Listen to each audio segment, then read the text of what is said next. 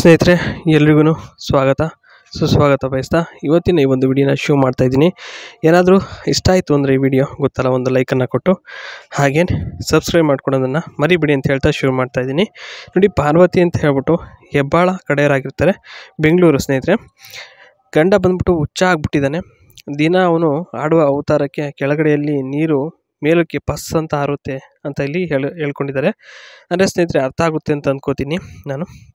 ನೋಡಿ, ವಿಚಾರ ಬಂದ್ಬಿಟ್ಟು ಅವನ ಜೊತೆ ಬಾಳೋಕ್ಕೆ ಆಗಲ್ಲ, ಬೇರೆ ಬರಬೇಕು ಅಂತ ಹೇಳ್ಬಿಟ್ಟು ಇಲ್ಲಿ ಹೇಳ್ಕೊಂಡಿರ್ತಕ್ಕಂಥದ್ದು.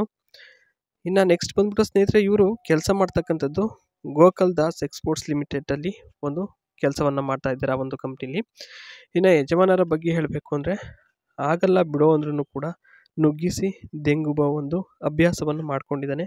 ಪರಿಸ್ಥಿತಿ ಬಗ್ಗೆ ಹೇಳಿದ್ರೆ ಅರ್ಥ ಆಗಲ್ಲ, ಹುಚ್ಚ ಆಗ್ಬಿಟ್ಟಿದ್ದಾನೆ ಸಂಪೂರ್ಣವಾಗಿ. ಹಾಗಾಗಿ ಏನು ಹೇಳಿದ್ರು ಅವ್ನ ಪಾಡಿಗೆ ಅವನು ಆಡಿದ್ದೇ ಆಟ ಅಂತ ಇಲ್ಲಿ ಹೇಳಿದ್ದಾರೆ. ಇನ್ನು ಬರಬೇಕು ಬರಬಾರ್ದು ಅನ್ನುವ ಹಾಗೆ ಮನೆಗೆ ಬರ್ತಾನೆ.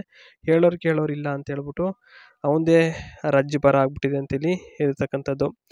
ನೆಕ್ಸ್ಟ್, ಮನೆಯಲ್ಲಿ ಬೇರೆ ಒಂಟಿಯಾಗಿ ಇರ್ತೀನಿ, ಅವನು ಆಡುವ ಅವತಾರಕ್ಕೆ ತೂತದಲ್ಲಿ ತುಪ್ಪ ಜಿನುಗುತ್ತೆ. ಆ ಒಂದು ಕಾರಣಕ್ಕೋಸ್ಕರ ಸ್ನೇಹಿತರೆ ಅವರ ಒಂದು ಜೊತೆಗೆ ಬಾಳೋಕ್ಕೆ ಆಗದಲ್ಲೇ ಇರ್ತಕ್ಕಂಥ ಒಂದು ಪರಿಸ್ಥಿತಿ ಇದ್ದಾರೆ ಅಂತ ಇಲ್ಲಿ ತಿಳಿಸಲಾಗಿದೆ. ಇನ್ನು ಬಹಳ ತಾಳ್ಮೆ ಇದ್ದರೆ ಒಳ್ಳೆಯದು ಅಂತ ಹೇಳಿದ್ದಾರೆ.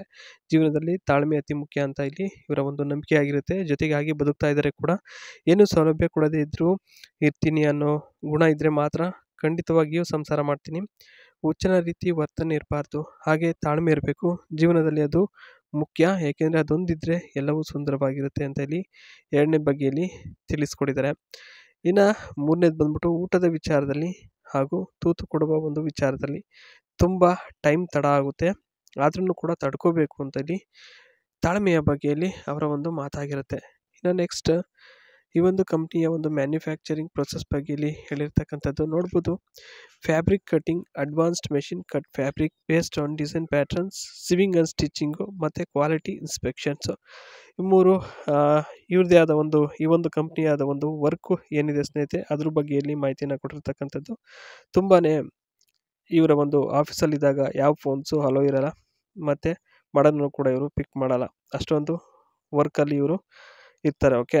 ಇನ್ನು next, washing and finishing garments are washed, ironed and finish for final use.